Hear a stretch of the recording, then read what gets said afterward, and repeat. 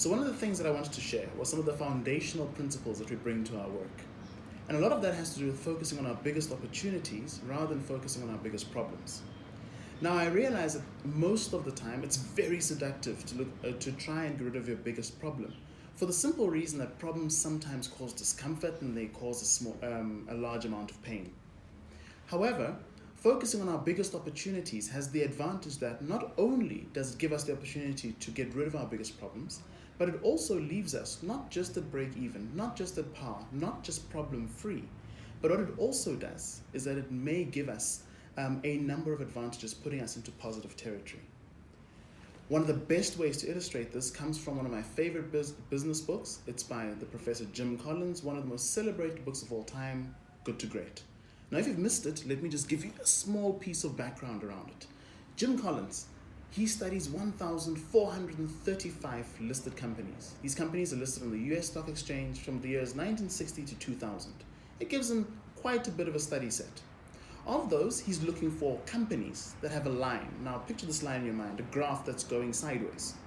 And then that sideways movement needs to exist for at least 15 years. And then it shoots up. And that shooting up is 3 times the performance of the general market for a period of at least 15 years. So sideways, average and good, and now it goes to great. 3 times the performance of the general market. And what he finds is that out of these 1,435 countries, there are 11 companies that do it. Of these 11, you'll note that it's a tiny fraction. So what we find in these 11 companies is hugely valuable for us to study. And I think in many ways it's comparable to our South African experience. I think for the last decade, maybe 15, we've been ambling sideways. What we're looking for in our work is, can we pick it up and make sure that it's 3 times what our peers in emerging markets could do, and sustain that for a period of time. So what he finds is that these companies in the main focus on their biggest opportunities rather than their biggest problems. And this is best illustrated by looking at a case of a cigarette manufacturer. Philip Morris is the maker of Marlboro, and Joe Coleman was its CEO.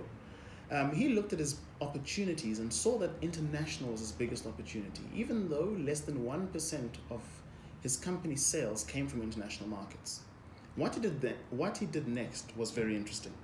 He took his number 2 executive, a guy by the name of George Weissman, and who effectively was running 99% of the business. And he sent him to run the international piece. In fact, many people inside the company thought that George was being punished and they didn't know what he had done. Even he would later confess that one day he was running 99% of the company and the next he was running less than 1%. But this move proved to be a stroke of genius. It was called that by Forbes magazine 20 years later, because what happened was Marlboro became the best-selling cigarette internationally 3 years before it reached that same status in its domestic market of the United States. What this shows is that by putting your best people on your best opportunities, you have the ability not only to take care of what might be domestic problems, but you also can get to a place that turns you into a global player, something which they would never have had George Weissman only focused on the domestic business.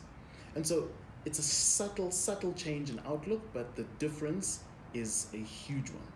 And so one of the things that we try and bring is the same outlook to our work.